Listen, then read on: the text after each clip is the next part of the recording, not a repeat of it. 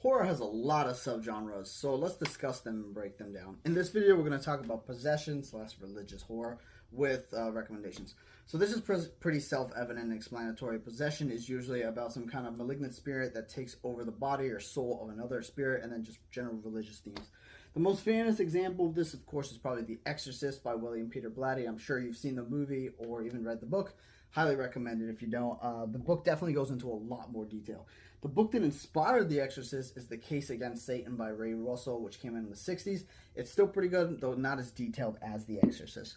Another great example of religious themed horror is Rosemary's Baby by Ira Levin. I'm sure you've seen the movie or heard of it, about the woman who gets impregnated by the devil and has to carry his baby.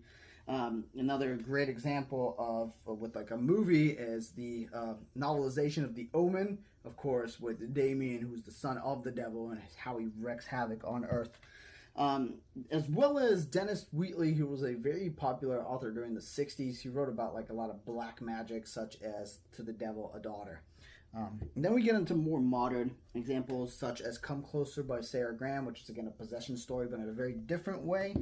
And you also have like A Head Full of Ghosts by Paul Tremblay, again possession, as well as My Best Friend's Exorcism by Grady Hendrix. He does a lot of humor in his, but still, very much still a horror novel, again, about possession. And then you have like Nick Roberts' The Exorcist House, which takes place in West Virginia, very religious themed horror.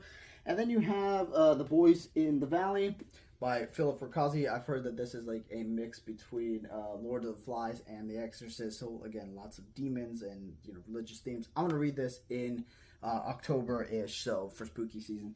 Then you have more ones that are less possession and more just like time period pieces, such as Between Two Fires by Christopher Buehlman, which takes place during the Black Plague and is again about demons and angels and the fight between the devil and God. As well as a lesser known one, but His Black Tongue by Mitchell Luthi, again set in 14th century during the plague. Lots of themes with like the devil. So if you like these kind of books, let me know what your favorites are.